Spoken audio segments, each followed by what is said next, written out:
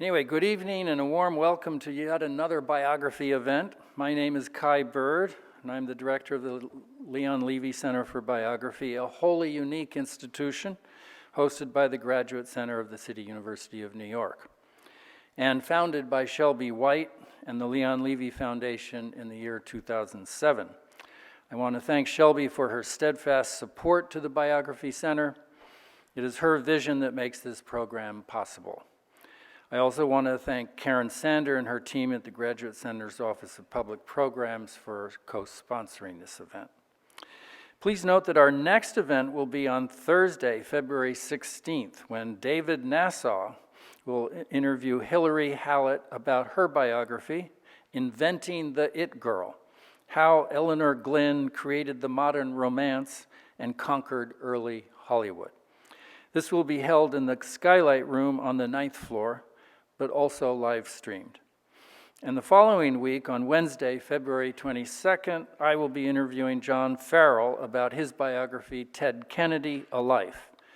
That event will take place here in the Elebash Hall and will also be live streamed. So please mark your calendars and register for this and our other events on the Leon Levy website. And if you have not done so already, please register your email address on our website so that we can notify you of our future events. But tonight I am delighted to be in conversation with Professor Beverly Gage about her celebrated biography, G-Man, J. Edgar Hoover and the Making of the American Century. Beverly Gage is a professor of 20th century American history at Yale. She's the author of The Day Wall Street Exploded, which examines the history of terrorism in late 19th and early 20th century. She writes frequently for the New York Times, the Washington Post, the New York Times Magazine, and the New Yorker, among other publications. Please look for all these books online at bookshops.org, a site that will lead you to your local independent bookstore. Beverly and I will be in conversation for about 45 minutes, and then we'll take questions from both you and our virtual audience. For those in the virtual audience, please click on the chat box at the bottom of your screens to type in your questions. Our Deputy Director, Thad Zilkowski, will be monitoring the chat box, and he will try to get to as many questions as he can. At the end of the evening, Beverly will be signing books in the lobby. Again, thanks to the Leon Levy Foundation for funding this and all our other events. On that note, let's now turn to the controversial life of J. Edgar Hoover.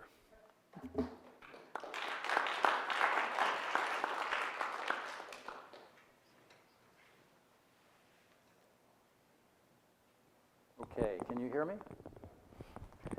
So, Beverly, you know that I wrote a review of your book for the Washington Post, so you know I loved it. It's one of those rare books, I think rare, that it changed my mind about the man. J. Edgar Hoover, as a young man, he was this caricature of the secret police chief who did all these dastardly things and had a hidden life and was despicable. But he may have been all of those things, but you also managed to humanize him, and that's an enormous achievement. So I guess I want to begin by just asking you, this is your first biography. Why did you choose such a daunting subject? Well, that is a great question, and one that I asked myself many times over the decade plus that I was working on this.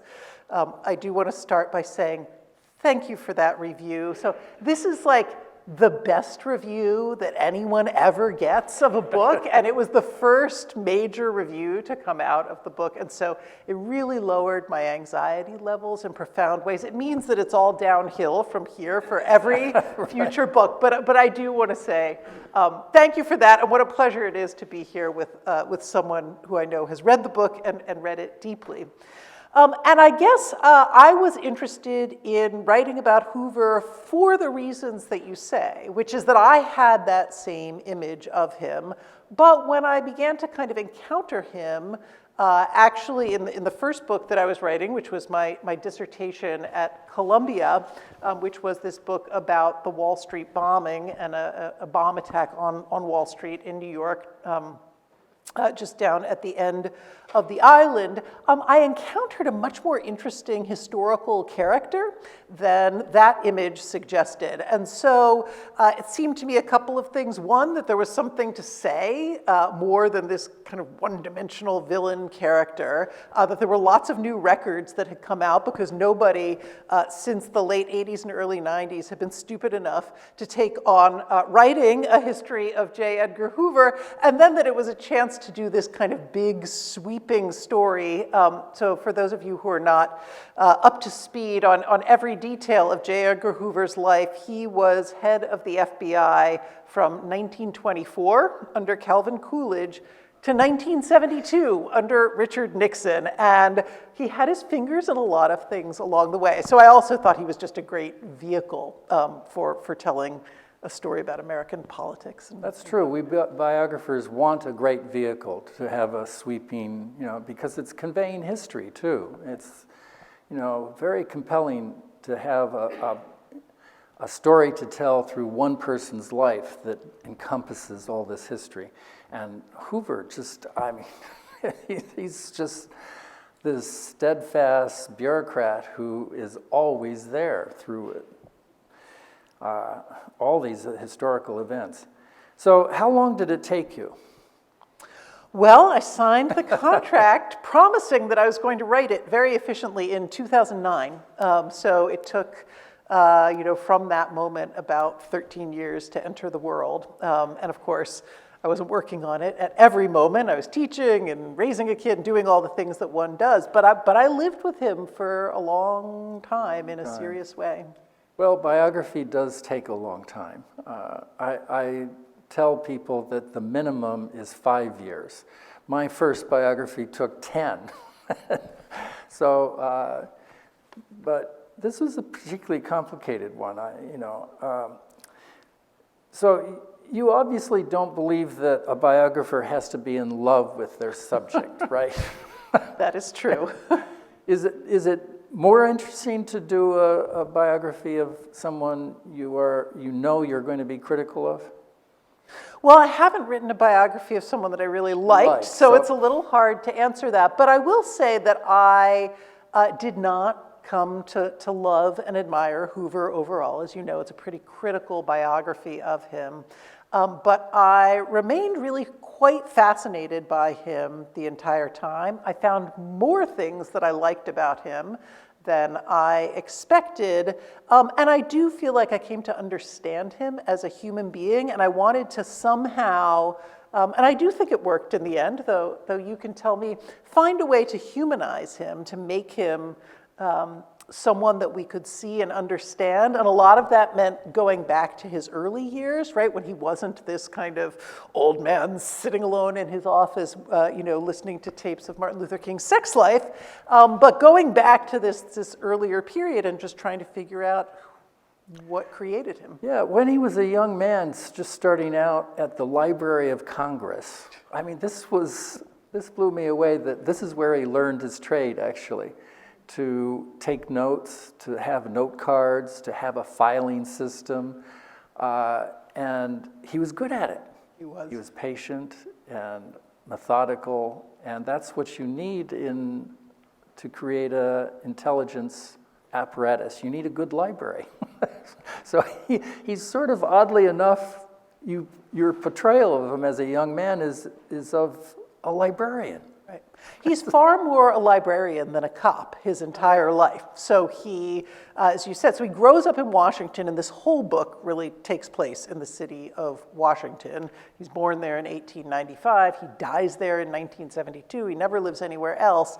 And he's sort of born into this government world. And so he goes to college there at George Washington University and takes this job at the Library of Congress. And his whole life, he's a lawyer, teacher, he's a librarian, he's an administrator, he's a bureaucrat. He never solved a crime, right, on his own. I mean, he really was never a kind of gumshoe Never fired a gun investigator. in It anger, doesn't right? seem that I'm not sure he actually knew how to fire a gun in a serious way, despite all of that pageantry. So yeah, he was an office guy. He was an office guy and an administrator and a keeper of the files. So this is the first biography of Hoover in 30 years, right? But there were a few others before in the 70s, 80s, just after his death. But you alluded to the fact that you found new sources, and you found a lot of new archival sources, Solo and his confidential file. Describe why was so much of this buried for so long, and how did you find it?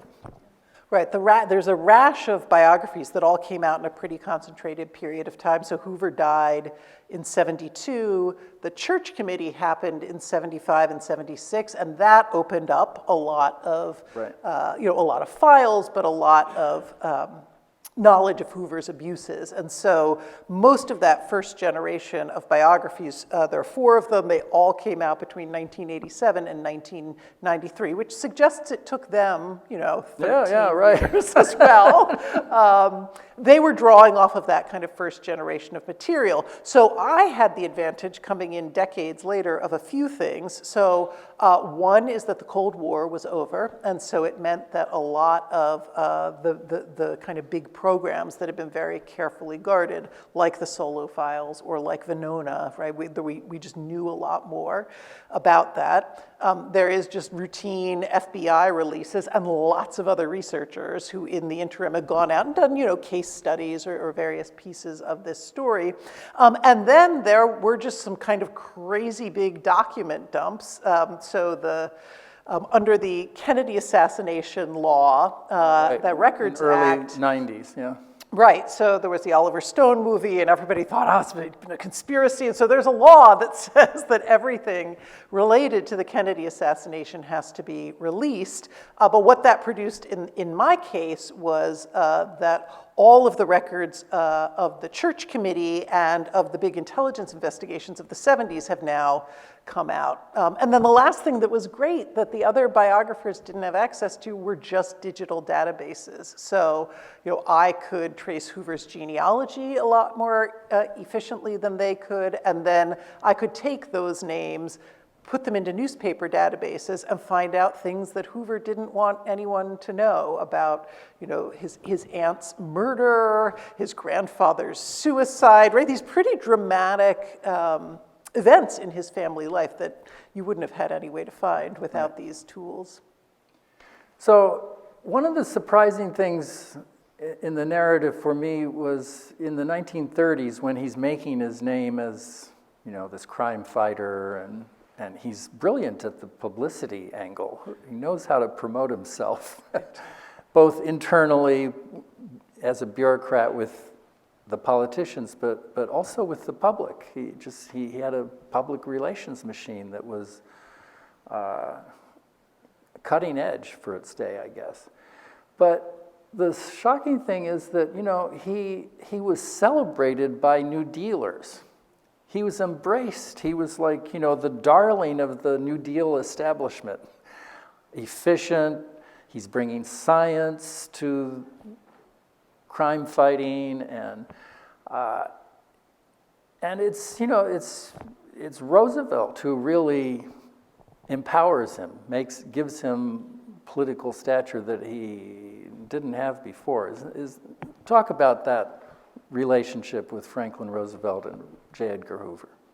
Well, that's absolutely right. I mean, Hoover would not have been Hoover. He got the job in 1924, but the Bureau of Investigation was this kind of tiny little organization. He had a few hundred agents. They didn't have very much federal jurisdiction. And then the New Deal came along.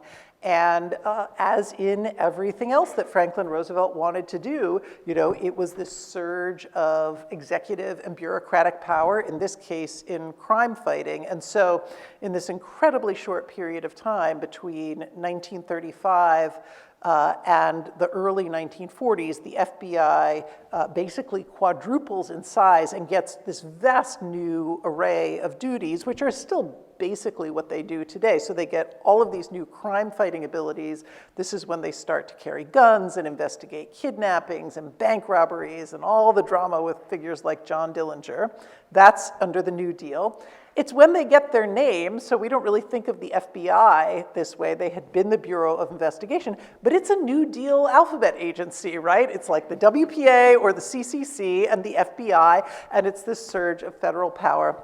And then the war comes along, and Roosevelt, actually starting in the mid-30s, sends the FBI back into kind of domestic intelligence work, which they hadn't been doing much of. And that's the other big piece of what the FBI still does so today. his power grows even more during World War II. Exactly. The other, you do a brilliant job of showing how complicated he is. So for instance, you show that he's a real white supremacist, he's a racist, going back to his college days, his little fraternity is a fraternity that celebrates the Confederacy. And he is a racist. And yet, he uses this power that he's accumulated, particularly after the end of World War II, to go after the Ku Klux Klan. And why? Why did he do this? Was it just political? He realized that it was politically opportunistic for him to do so as a bureaucrat to get on the right side of, or, what's the contradiction there? Yeah, well, that was one of these moments that I, in doing my own research, thought, oh, wow. I was surprised by it, both the anti-lynching campaigns that the FBI engaged in the 1940s, and then its investigations and infiltration of, and COINTELPRO operations against the Klan and white supremacist groups, neo-Nazi groups. They investigated the white citizens' councils in the 50s, all of these things. And so the question was exactly the question that you're asking, why are they doing this? The basic puzzle of the Hoover book overall is that on the one hand, he's this deep conservative on things like race and religion, and especially on communism. And on the other hand, he does hold a set of kind of statist, progressive values about expertise and federal power and rule of law and professionalism and nonpartisan government service that he actually does believe in. And so this is one of those cases where, certainly with an organization like the Ku Klux Klan, whatever his own racism might have been, and it was pretty substantial, as you say, the Ku Klux Klan was doing two things he really didn't like. One, they were acting as vigilantes, so they were acting outside of the law violently. And two, they were thumbing their nose at federal power, right? Uh-oh. And so lynch mobs, Klansmen, they were often saying, there should be no exercise of federal power in the South. We hate the FBI. And if you said that, J. Edgar Hoover was going to come in and say, yeah, well, we can show you what federal power can do, and he did that, even when they weren't his own chief targets. Right. And by doing so, he really won respect from politicians, presidents, senators, congressmen, who on both sides of the aisle. So yeah, and there are these surprising moments. As another one. Is with McCarthy, right? In the 50s, we tend to think of Hoover and McCarthy kind of being the same guy, right? Anti-communists, red evil baiters. twins, right? Exactly. But if you actually look at what's being said in the 50s, many liberals, as well as conservatives, but liberals in particular, viewed Hoover as the kind of responsible, state-based more rule and law bound figure, and McCarthy is the demagogue, and Hoover felt that way too. He kind of fed that story. I even found a beautiful moment that I quote in the book when none other than I.F. Stone, the famous radical journalist, at a certain moment in the early 50s, says, "You know, I think J. Edgar Hoover is actually the only civil libertarian left in government." I.F. Stone. I.F. Stone. Is he? No, so it's complicated. And he's a consummate bureaucrat and survivor. Okay, so let's now turn to his love life. He had no use for women, really, even as a young man. So describe the flirtatious letters that you found that he wrote to an FBI agent that he apparently had an affection for. Right. It's, yes, Hoover did not date women, and will presumably get into his relationship with Clyde Tolson, which is by far the most important relationship in his life, but one of the most revealing archives just about Hoover's own inner life, the way that he related to attractive young men in his employ, is this cache of papers from an agent named Melvin Purvis. And Melvin Purvis became very famous as kind of the guy who shot John Dillinger. In the end, he was the head of the Chicago field office during the Dillinger years. But before that, he was this young agent who was exactly the kind of agent that Hoover liked to hire. He came out of this Southern racist fraternity that Hoover had been a part of. He was just kind of a dapper, cute young agent. And so this set of letters has them both talking about business things, but then also sharing this wealth of detail. Hoover is telling Melvin how attractive he is and how much the ladies love him, and Melvin is writing back saying, "Well, Mr. Hoover, ha ha ha," and then Hoover is writing back and saying, "Don't call me Mr. Hoover, call me J." So it's this very interesting, it's extremely flirtatious. A lot of it is about whether Melvin Purvis is going to get married and how much the secretaries like him, which one can read in lots of different ways. And then they clearly had a real friendship and a kind of intimacy. So I wasn't sure how far in the end the relationship itself went, whether this is just sort of Hoover kind of vaguely sexually harassing his employee, or exactly how we want to make sense of this. But you can see a funnier Hoover, a Hoover who is actually engaging in banter about sexuality, etc. Because usually he's portrayed as this very serious button-down man who doesn't talk about these things. No, that was a real discovery too. Those letters weren't in the FBI files. They were not, though Anthony Summers, in his biography in the 90s, kind of came across these letters first, and so he had little tidbits of it in there. So I wasn't the person who found the letters, but it's a great archive. So, throughout the book, you address these issues of his private life, but you don't pretend to get into the bedroom or be there, and you're very careful not to label him. But you describe the relationships, and so particularly with Clyde Tolson. It's an astonishing story, and it's obviously a partnership between these two men. And it comes to a point where if J. Edgar is invited to a private dinner party in Washington, D.C., the host automatically invites Clyde, too. Right. They're a couple. So, were they gay? Do you ever say that? It's a slightly complicated question. They were, as you say, social partners and intimate partners, right? I mean, they loved each other.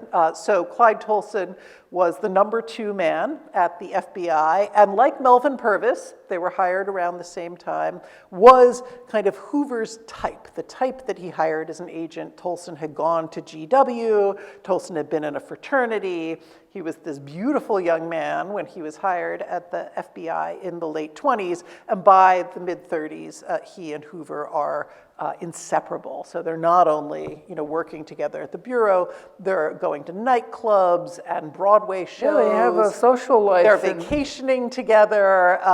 They are having all of their meals together, and they are treated like a couple. And so that piece in itself was very interesting to me, was how open, how socially recognized and legitimate their partnership was, and how you see people like, I don't know, Richard Nixon, saying, I had such a good time having cocktails with you and Clyde, that pink cocktail that Clyde made really, knocked us under the table sort of thing. So they had a very open relationship in certain ways. And then there are, of course, pieces of that relationship that are very hard to access.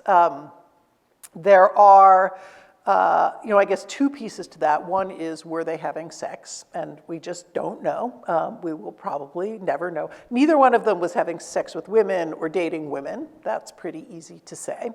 But we can't say a lot more beyond that. And then there was the question of how they felt about each other. And on that, we have a little more material. Some of my favorite parts of the book are the photo inserts, which have a lot of photographs from Hoover's private collection of his vacations with Clyde. Very sunbathing with Clyde. Right, and they're pretty stunning. They're very intimate, right? They are in many, states of kind of beachside undress.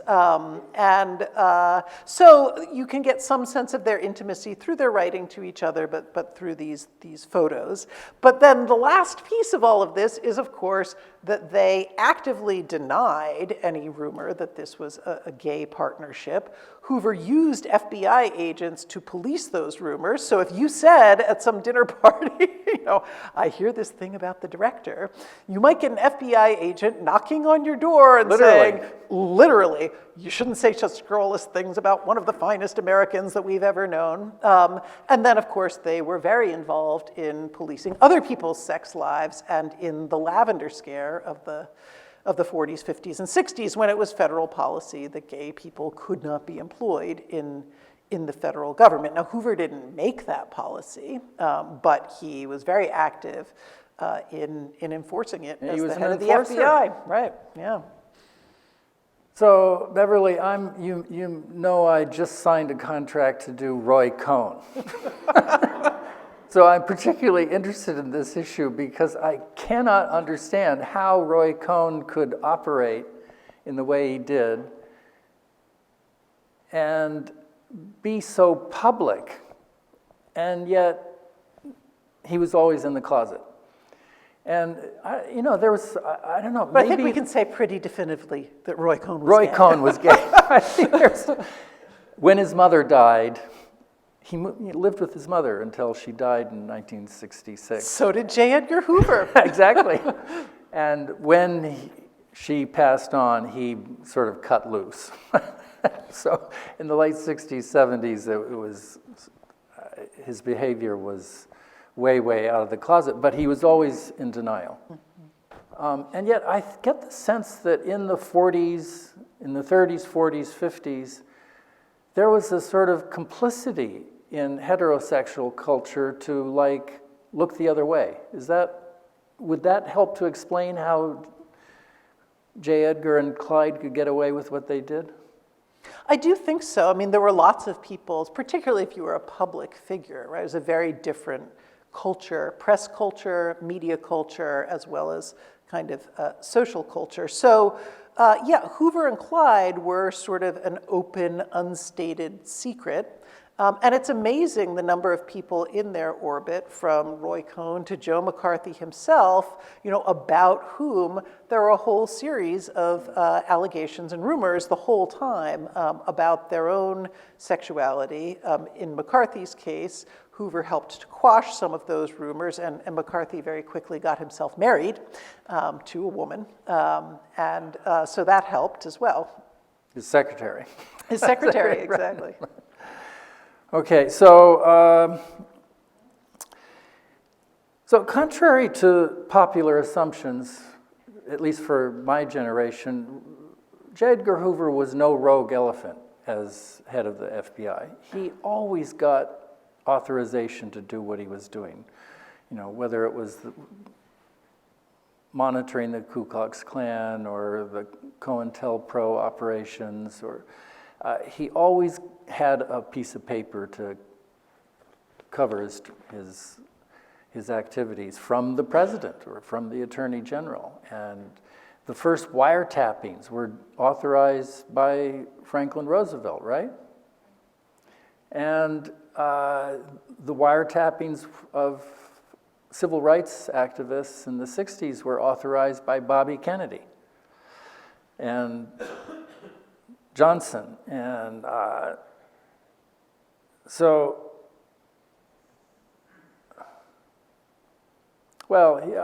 guess I'm just, stunned that this happened, that Hoover was not a rogue elephant.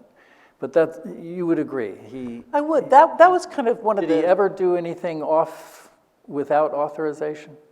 He did. So always is a strong word that I wouldn't necessarily use, but a lot more than we would imagine, right? And that, I think, is one of the big points of this book, that we have this image of Hoover as this rogue actor doing all of this stuff, and if only so-and-so had known, if only the American people had known, or the president had known, or Congress had known, surely someone would have stopped him.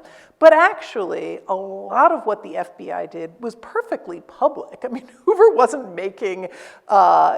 not keeping secret, his opposition to communism, or the fact that he was infiltrating the Communist Party. He wasn't keeping secret his opposition to and criticism of a figure like Martin Luther King. So there's Hoover's public self and his really extraordinary popularity within the public for most of his life. That changed a little bit in the 60s and 70s. And then there was the fact that he often did go to presidents, or, even maybe more remarkably, they came to him. They came to him, yeah. So Lyndon Johnson, Franklin Roosevelt, they made great use of Hoover. One of the more outrageous episodes to me was when Lyndon Johnson, with his staffers, Bill Moyers and others, set up a special FBI squad at the Democratic National Convention in 1964 to wiretap, infiltrate, and watch civil rights protesters who were coming there to try to, make a stand, particularly unseat the Mississippi delegation. And that was at the explicit instructions of the White House. The FBI is passing these messages back to Johnson, and even Hoover's saying, I think this is going a little far. I mean, the president wants us to do this, so we'll do it. But of course, there are exceptions. The one place that Hoover tended not to get authorization was with microphone bugs. So wiretaps were on the phones, and that was one thing, and there was a pretty standard procedure for that with the Attorney General and such. Bugs he considered to be different, in part because FBI agents often had to break and enter and do this illegally, and so there really wasn't anyone who was going to give you permission. So there were certainly exceptions, but there are lots of moments when for instance, Richard Nixon is pushing the FBI to do even more than Hoover is willing to do. And he does two things. He says, I'm writing down my objections and saying, this sounds illegal to me, but I will also do it, my good friend Dick, if you tell me directly in writing that you, Mr. President, are authorizing this, then we are the FBI and we will do this. And Nixon said, I don't don't think I'll do right. that. And so it's one of the reasons that we end up with the plumbers who become so important in Watergate, which is Nixon's own little squad who can do these things. So coming back for a moment to Bill Moyers, did you get did you get a chance to ask Moyers about this? I didn't do many interviews with this book because I wanted to work out of the documents, and there's so many layers of kind of mythology that people have lived with over the years, so I did not. But his name is all over those documents. I don't think Moyers has ever talked about much what he did in the White House in those years. All right, so let's now get to Martin Luther King and what happened in January 1964 at the Willard Hotel. Yeah, well, so the King story plays a really big role in the book, and to me it is partly not only a cautionary tale because this is Martin Luther King and the FBI did some outrageous things to him, but also a cautionary tale about the fact that the FBI really started investigating King because of a couple of advisors and kind of people close to him who they thought, I think quite rightly, were still working with the kind of secret apparatus of the Communist Party.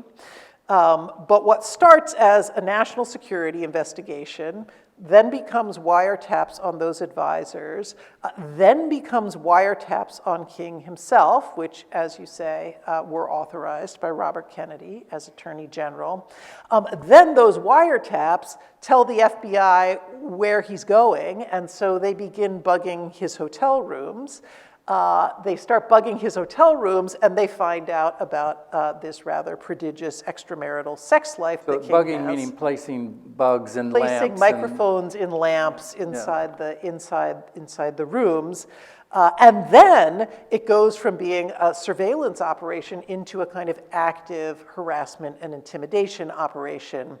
So that moment at the Willard in January of 1964 is the first time that they bug his room, and there is now there are new documents coming out about all of this. There's lots of controversy about what exactly happened there. But by the end of the year, the FBI has reels of tape about King's sex life, and probably my best archival discovery in this whole, maybe ever, was finding an unredacted copy of this threatening anonymous note, kind of dirty tricks operation that they sent to King right as he was getting the Nobel Prize, in which they say, they purporting to come from a kind of black admirer, and they say, King, I thought you were so great, now I'm disillusioned, You're this horrible, beastly creature, right? And it's really aggressive. We had known about the existence of it, we had had redacted copies, but there in the National Archives was a fully unredacted copy. So this is really an operation that partly because of Hoover's racism, partly because King criticizes the FBI, and partly because you can just see a kind of bureaucratic momentum at work where one thing's leading to another, There's some of the darkest chapters about the FBI, and of course, as the book says, those tapes have been locked away since the 70s, but they are they are due to be released in 2027, these tapes that the FBI made of King's hotel room goings-on. So we'll learn even more. If they come out, right. And should we learn these things or not, I think is an interesting question. But if nothing intervenes, those tapes are becoming public. So wait a minute, what position do you take on how much we should know about what is known? Well, so as a historian, I basically want to know everything. And so I take the position that we should know, but I don't think it's easy because the FBI shouldn't have been doing this. It's obviously a violation of King's privacy. Some of these activities were illegal. Some of them weren't. I don't mean King's activities. I mean the FBI's activities, right? So, and I think that probably in the end, it's mostly going to produce gossip lead to some pretty complicated conversations. But, as a historian, I tend to side with knowing things and finding out the truth. Yeah, no, it's a very tough case. I mean, the biographer wants to know, and that's our job. We want to know about the personal life as well, because we have the notion that it sheds light on the larger story. Anyway, it's I guess we're going to learn more in 2027. So just to finish on this episode, why, given J. Edgar Hoover's animus towards King, given what he learned about what happened in that hotel room, why wasn't this leaked? Why wasn't it used at the time as a political dagger against the civil rights leader? They tried. The FBI shared it with many people in the press, at the White House, in Congress, and I think most people, thought it was incredibly combustible, and they didn't want to be the vehicles for it, and of course the FBI didn't want to be the vehicle for it either, so Hoover, when they would offer this material, would say, you can't say where it came from. At which point, it's a little hard to explain if you can't rely on the FBI's authority. And then I do think it was just a different moment in what the media did with the private lives of public figures. So John Kennedy also had a pretty prodigious extramarital sex life. It also wasn't public. We're talking about the same period. So, okay, final question, and then we'll move to some questions from the audience and our virtual audience. These days I find it odd that liberals and progressives seem to be defending the FBI, and it's Trumpists and conservatives who are advancing conspiratorial theories about the FBI's role in the dark state and manipulating things. And yet, in the 60s, when I was in college, we had just the opposite. We viewed, rightly, we suspected that J. Edgar Hoover was wiretapping anti-war movement and universities, professors, and he was through COINTELPRO. So it's a strange reversal of the political dynamics. So should civil libertarians today still fear the FBI? Well, that is a great question, and I would say on that one, yes, always. I do think the FBI has more constraints on it now than it did in Hoover's day, and part of the story of his life is that in the 20s, when he became bureau director, nobody anticipated what the FBI was going to become, and therefore, there really weren't constraints. There weren't congressional committees. There wasn't a Freedom of Information Act. There weren't limits on the tenure of the FBI director. So I think that we do have more constraints in place. But I, too, have been really fascinated by this reversal.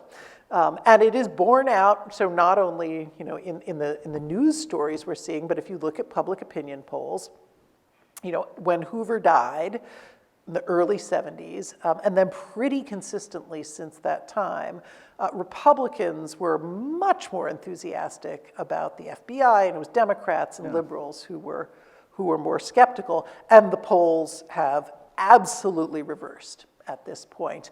And I think if you only know kind of the Hoover that you started out with, right, the Hoover that you grew up with, it doesn't make any sense at all in some way. But I do think that the Hoover that is in this book helps to explain a little of why this has happened. First of all, kind of reminds us that liberals, for a lot of the 20th century, liked Hoover in part because the FBI stood for certain things that I think people are still enthusiastic about, right? The idea that you were going to have a nonpartisan fact-finding agency that would, stand apart from politics, go in and find things, be professionals, be part of this. All of those things. Now, scientific with laboratories. Exactly, right. exactly. Now, Hoover violated that at various points, but he also believed in it and stood up for it, and it's a pretty important part of, today's FBI culture. And so those struggles with Trump, which is what this is all about, were not only partisan, but they were, I think, in lots of ways, simply, an affirmation that facts can be found, and that still matters. But it will be very interesting because the Republicans are in the House now planning this investigation of the FBI, and if they do it, it will be the first big one since the Church Committee in the 70s. And it's obviously very partisan, but they also may find out some things that civil libertarians might want to know. Well, maybe they should read your book. Everyone should read my book. All right, on that note, we'll welcome some questions from our real audience. Please go to a microphone. And Thad here is going to also read some questions from our virtual audience. One question from David Levering-Lewis. In an era in which sexual and racial identity were often professionally constraining, novelist Gore Vidal and biographer Anthony Summers allege that Director Hoover was a gay African-American passing as white. Were these allegations worthy of your consideration? Why would they matter? Well, I do write a lot about the question of whether Hoover was gay or not, because it was a big part of his life, and I think we've covered that. I really wanted to find, the basis for those rumors that Hoover came from a passing family. So I spent, why did this take me 13 years? Because I spent so much time doing genealogical research on Hoover's family, trying to establish that. And what I found is that I just couldn't find any credible evidence of it. So one side of his family is, they're basically Swiss diplomats, so I think we can rule them out. And then his father's family is a little harder to trace, so if you go back a few generations, it trails off. They are in Washington. Washington is a multiracial city at that point. So it's possible that a few generations back, he had Black members of his family, but I don't think that there's any credible evidence that in kind of his experience or the recent experience of his family that passing was a big part of the story. My name is George Bulow. I'm an independent historian. Two questions. First of all, I had always grown up with the understanding that part of the reason why Hoover had such a long duration, aside from his abilities as a bureaucrat, was that the files that he had were such that no politician really wanted to take him on. So it's very interesting to see the enthusiasm with which politicians of all stripes seem to reach him. And it doesn't appear from what you said that they in fact were scared of him. It didn't seem to be something that frightened them. The other comment is, as you were talking about the FBI and how it's gone through our view of it, first of all, of course, I thought of Jimmy Stewart, the FBI story, and Hoover, or we don't have a modern day one. I mean, Tom Hanks would be the successor to him, but could you imagine Tom Hanks in an FBI movie? I'm not sure. Anyway, the other side of it, about the same time as a parallel organization, was the Marine Corps. And they also started as something small. And of course, during the Second World War, they, quote unquote, made their name, having done certain things in the Ardennes in the First World War. But they had everybody who was an ex-Marine or whatever in Congress, so they always had the ability to have budgets outside of the Navy. And it struck me that it was a very parallel growth of an organization. And I was wondering if you would comment if there's anything that you came across of that manner. Well, on the files on politicians, I think there is some degree of truth to that, and particularly in Hoover's later years. he knew lots about lots of people. He had that material. Certainly John Kennedy didn't like him very much. I think Kennedy didn't feel politically powerful enough to get rid of Hoover. Like Hoover was, more popular probably, and actually had more power in certain ways. But it is also true in a case like that they were aware that Hoover had a lot of combustible material. And in some sense, it doesn't really matter if you have the material, as long as people think that you do. So in some cases, people just didn't know what was there, and that was enough. But that's his later years, right? So it doesn't actually explain how he came to power, why he was there for so long, particularly in those earlier years. And so a lot of the book is about the other mechanisms of his power, which actually leads me then to your comparison with the Marine Corps, which I think is a great comparison. I think as with the Marines, one source of Hoover's power was his ability to choose agents in his own image, with his own priorities, and create a very intensive internal culture, not so different from the culture of the Marines. And then you mentioned appropriations, right? Another thing that he did, this was some of my favorite material in the book because I'm just a kind of wonky political historian, but was looking at his relationships with congressional committees in the 40s, when congressional committees began to professionalize and get professional staff. And many of them came to Hoover and said, "You've got a bunch of good professional investigator types. Will you staff our committee?" And he said, "As a matter of fact, I will." And the first committee that he staffed was the Appropriations Committee. And so he gave all of these FBI agents to the Appropriations Committee, and they were the staff of the Appropriations Committee. And look at that, Hoover never got his appropriations cut. So there were all sorts of mechanisms of power that were like that I think are as important as the files, kind of in explaining why he was there for so long. I'm Pat Shroud. I'm a retired psychology professor. Not all biographers are historians, and not all historians are biographers. How does your identity as a historian inform or constrain your writing of this book?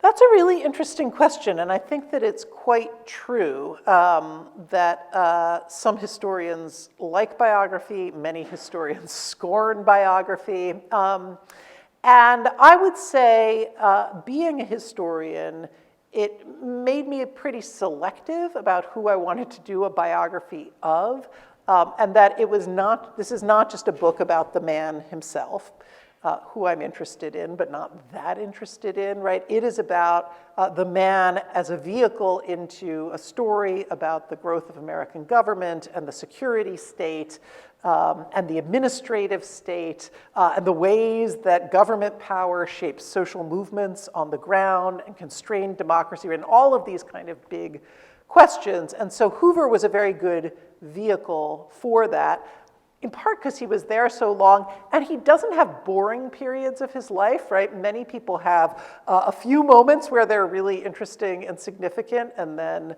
a lot of periods where they're not. And Hoover died as FBI director, so he didn't have that. I will say the one, so I thought biography, I came to really like it as a structuring vehicle. I may write one more biography in my life.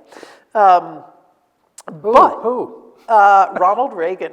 Okay. But not yet. I need a little break from that method. I would say the one thing that I found as a historian a little frustrating about biography was its obligations of completism, right? So if something's important to your subject, then you have to learn about it. And that's different from writing a thematic history or a history where you have the ability to choose a little bit more. So Nazi espionage, I am not that interested in Nazi espionage, but I actually had to learn some about it. And so there were a set of things like that I think come with the genre of biography that are quite different from writing other kinds of history. Hi, thanks for doing this. I'm Bob Dreyfus. I'm a journalist. I wanted to dig down a little bit deeper on this authorization question that you mentioned. I was at Columbia in 1968 during the strike, and the FBI, through the COINTEL program, had reached way down into the weeds, pitting one student leader against another with leaflets and all kinds of other nasty stuff. You say that the program had been authorized at the top. So I have two questions about that. One is, how deep does that authorization go? Like, is it just do something about these crazy students, or did they actually look at each operation or segments of operations? And then from the other perspective, how much did Hoover know? Like, did the head of the New York field office go wild and just write to Hoover saying, yeah, we're doing something about these students? Or did Hoover get detailed reports up the chain about the stuff that they were doing too? It's a complicated question when you're talking about authorization, right? So it says a lot about what you're trying to get at about the security state and how it functions. Right. So COINTELPRO, which I also write a lot about, is really a fascinating program on this set of questions. So COINTELPRO started in the late 50s as a program aimed at the Communist Party.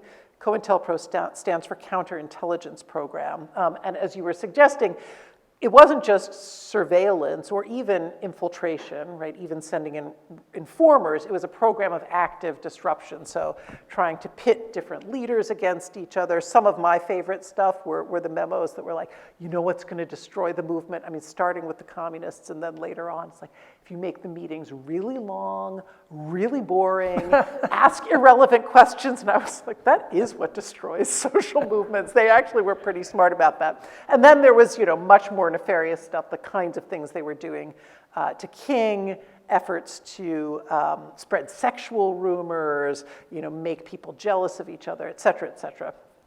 The kinds of things they were doing to King, and some of the worst things were done to the Panthers in the late 60s.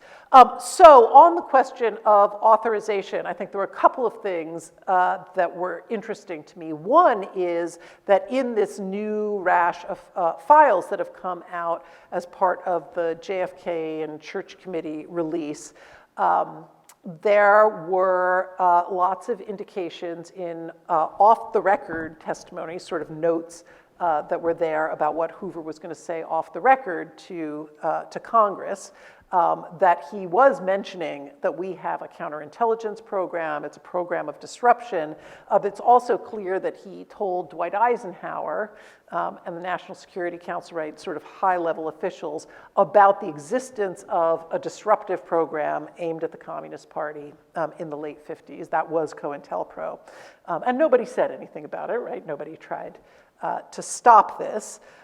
So I think in a general way, it seems pretty clear that the fact that the FBI used these kinds of infiltration and disruption tactics, particularly against the communists early on, but against a whole host of other groups, is very clear. One of them that was particularly interesting to me is a taped conversation with Lyndon Johnson in 1964, when Johnson is sitting in the White House and he's looking at the FBI's files of this sort on the communists, and he talks with Hoover, he calls Hoover up, and says, let's do that to the Klan. Those same things that you're doing to the Klan, where you've got people inside, you're doing all of this, you know everything they're doing, let's do that. So, so that's kind of, but I don't think that figures like that necessarily knew in any detail, or wanted to know in any detail, right, what the FBI was actually doing. So that's piece one. And then piece two, within the FBI itself, COINTELPRO was incredibly tightly controlled from the center.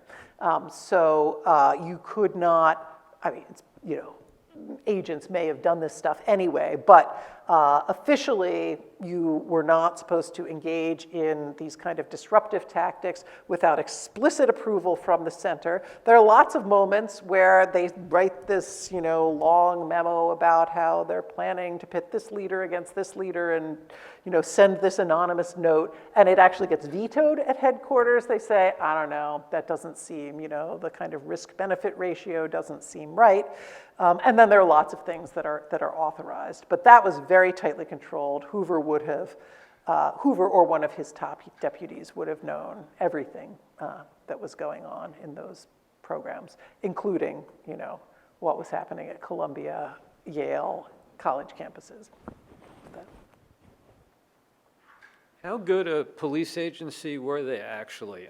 When I first got out of law school, I have memories of a number of very establishment defense lawyers who'd been federal prosecutors, and one professor who's now a fairly prominent federal judge, and we're talking people who made deals, not who tried cases, and generally very low regard for the ability of the FBI. And so to the degree that they were good, was it just that American policing is so awful that, the semi-competents look good? Or what is it? Are they competent, or are they just bits of competence? And the same thing, why didn't they ever take on, in Hoover's life, organized crime? Right. Well, Hoover really made his name in the 20s and 30s as, and his vision for the FBI was to be these kind of elite models for the rest of American law enforcement, and particularly, police on the ground, most of which is not federal, right? That's at a local level, to bring science and professionalism, college degrees, expertise. And, I think he did that. There were limits to it.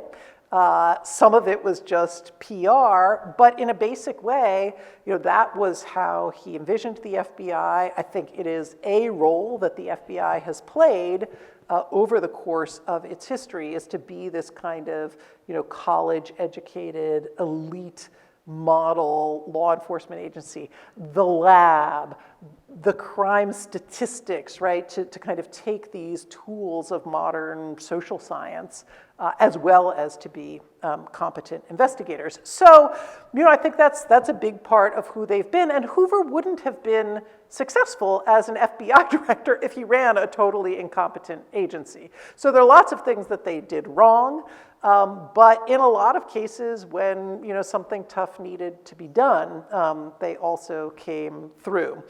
Organized crime is, I think, a complicated question. Hoover's well known for not having done very much. He did say for a long time there was no mafia until there is a discovery of a bunch of mafia leaders meeting together in Appalachian, New York in 1957, after which he says, oh, okay, I guess there's a mafia. And after that, they do begin doing stuff. Some of it is super secret. Some of it's, borderline illegal, which is to say they end up getting microphones into the headquarters of the Chicago mob, and they can't really tell people about that. And then Hoover gets very mad when Robert Kennedy comes in and says, we're finally going to go after organized crime. And he's like, we have a bug in the headquarters of the, so they were doing some of it, but it doesn't take off until they get better laws, and then Robert Kennedy really pushes them into it. Hey. Well, Nixon wrote in his memoirs that when he got out of law school, he had written the FBI about applying for a job, getting a job as a special agent, and he said that he never got any kind of reply. Now, Nixon was a man of such resentments. With that in mind, could you talk a little bit about Nixon's relationship with Hoover, not just as president, but during the period when Nixon was on HUAC and his investigation, and throughout the vice presidency as well? Please. Yeah, well, it is true. Nixon wanted to be an FBI agent coming out of law school in the 30s. It was a pretty good job, actually, in the 30s, if you were an ambitious lawyer. It's not totally clear why they turned him down. It was kind of, we still have his FBI application. There are lots of different stories about why that didn't come through. But the big picture of Hoover and Nixon is that they were incredibly close.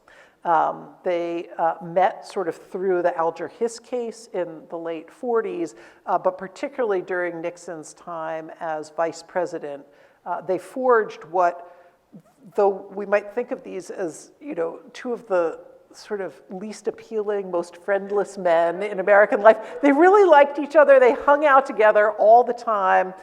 They shared a basic political outlook, and so they were very close when Nixon was vice president. They're very close when Nixon's in the political wilderness in the 60s, and Hoover's very excited when Nixon becomes president in 1969. But interestingly, and Nixon runs on this big kind of J. Edgar Hoover law and order platform, as president, Nixon finds that J. Edgar Hoover is not so pliable and doesn't really do what he wants a lot of the time. And so they actually have a whole series of pretty interesting conflicts leading up to Hoover's death in 1972. There's even a moment when Nixon sits down with Hoover. This was one of these great, J. Edgar Hoover is more powerful than the president moments. Nixon sits down with Hoover and says, you're getting kind of old, you're in your mid-70s, and don't you think this would be great? We'll have a big pageant, and isn't it time to retire? And Hoover says, I don't think so. And he's like, but once again, Mr. President, if you order me to retire, I will. Nixon says, oh no, I'm not doing that. So Hoover doesn't retire. The last piece of this is that Hoover's death actually turns out then to be pretty important in Watergate, because a lot of the early drama around Watergate is about the succession crisis at the FBI. So Deep Throat, Mark Felt, was the number 3 guy, Hoover, Tolson, Felt. And Felt wanted to be head of the FBI. Nixon does not make him head of the FBI. He's pretty mad. He doesn't like what Nixon's doing to the FBI. He talks to the press, and we get Deep Throat, and Watergate kind of rolls out from there. And to briefly follow up, could you say what it was, what some of these ideas are about why Nixon was rejected by the FBI, please? Well, so Hoover said it was just that they got their appropriations pulled. Yeah, I mean, that's what he said in the end. Then there were some other suggestions that, Nixon's application was incomplete. I mean, it was nothing very dramatic. It's all just bureaucracy stuff. Please explain the history of the rivalry between the FBI and the CIA. Yes. A rivalry that has shaped American history. I think there are a few pieces to it. So the FBI predates the CIA by quite a lot. And in the 40s, as the US is in the war, one of the questions is, what is the intelligence service going to look like? You get the OSS, but the FBI is given jurisdiction over Latin America during the war, and so begins to move into international operations while the OSS is doing everything else. Then the war comes to an end, and the question is, what will all of this look like now? And Hoover says, I have an idea. The FBI should become the global intelligence as well as the domestic intelligence agency for the United States. So that was partly personal ambition. I actually, think he had not a terrible argument around the question of communism, in which he said, look, domestic communism and we're heading into this kind of Cold War experience. They're intertwined. These espionage questions are going to be domestic and global at the same time. And so that was his ideological argument. And then he just said, we're the ones to do it. And Harry Truman, who did not like him very much, said no and created the CIA instead. So Hoover was mad about that. Truman kicked the FBI out of Latin America, and Hoover was also mad and basically told his agents to burn everything they had been doing and come home and make the other guys start over. And then there were a series of cultural conflicts and personality conflicts from that moment on. Hoover thought the CIA was a bunch of, Ivy League playboys, that they were incompetent, they were too, secretive and not rule-bound, and that the FBI guys were a little more middle class and a little bit more law-bound, and he thought much more competent. But at any rate, they didn't like each other. And they never really worked that well together during the time he was alive. 2 words. John Lennon, did they kill him? No. Okay. So it was Chapman. Government had nothing to do. Well, that was after Hoover's time, so, you know, I kind of stopped my deep knowledge in the 70s, but I'm going to go with no. Though they were conducting surveillance of John Lennon like everyone else, you know, so anyone who was vaguely on the left in the 60s and 70s pretty much has an FBI file. In fact, I found many interesting things about people that I know. Maybe some people sitting in this room. Well, listen, Beverly, this has been lovely, fascinating, and now I'm intrigued. I want to urge you to go on to another biography, and Ronald Reagan sounds like a perfect subject for it. It'll only take you 5 years this time. Oh, I'm sure. I'm going to do some shorter things in the middle. How about that? Anyway, thank you very much for coming this evening. Thank you.